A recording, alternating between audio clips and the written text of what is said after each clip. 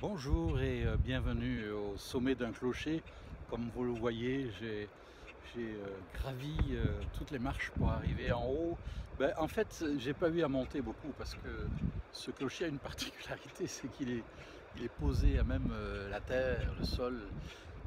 On est chez des amis précieux ici à la Pointe Saint-Pierre, au bout de la Gaspésie. Quelle région magnifique, hein. Et euh, nos amis ont eu l'idée géniale de récupérer ce sommet d'une église qui a été détruite il y a pas mal d'années de cela, du côté de Saint Matthews, certainement une église anglicane.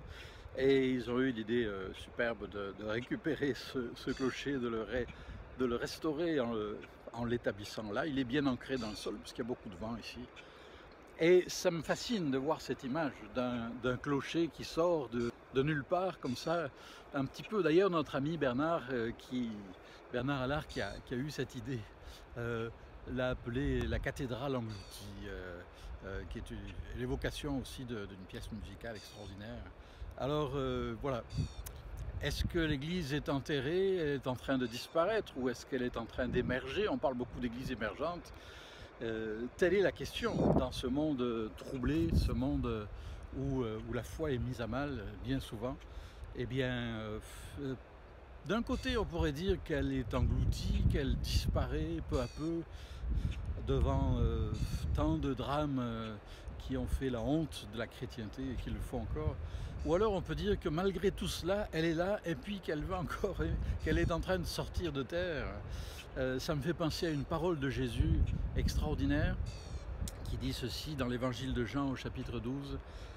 Et moi, quand j'aurai été élevé de la terre, j'attirerai tous les hommes à moi. Il disait cela en indiquant de quelle mort il devait mourir. Et c'est une parole très forte. Quand j'aurai été élevé de la terre, alors à quoi faisait-il allusion?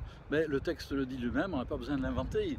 Il faisait allusion à sa mort prochaine sur la croix. Il allait être élevé sur cette croix pour le salut des hommes, mais c'est plus que cela. Non seulement cela, avant qu'il puisse attirer les hommes à lui, eh bien, il a été élevé par la résurrection.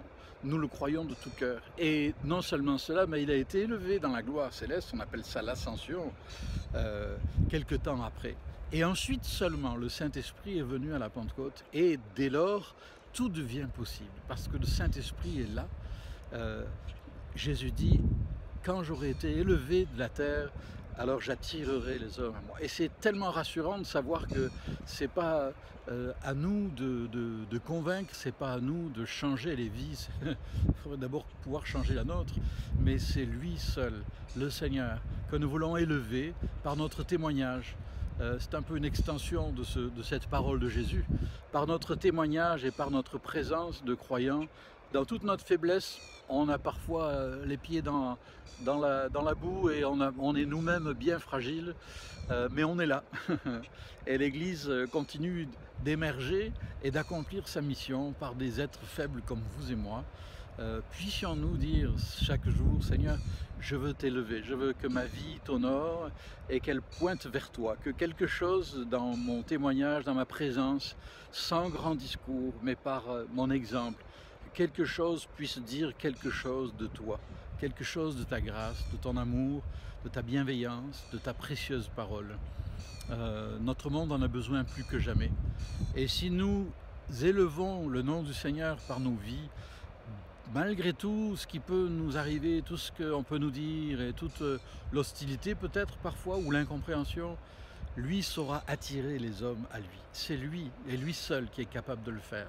C'est le Saint-Esprit et lui seul qui est capable de convaincre et d'attirer les hommes, les femmes, des garçons, des filles, des enfants à lui. D'ailleurs, il le fait tous les jours, beaucoup plus qu'on ne le voit, beaucoup plus qu'on ne le sait. À lui soit la gloire. Alors, ne l'oublions pas, s'il est élevé dans nos vies par l'Église, par nos rassemblements, mais aussi par notre témoignage au quotidien, dans l'ombre, eh bien alors il saura attirer les autres, nos enfants, nos petits-enfants, nos voisins, il saura faire une œuvre dans le cœur de ceux qui nous entourent et dans notre société tout entière.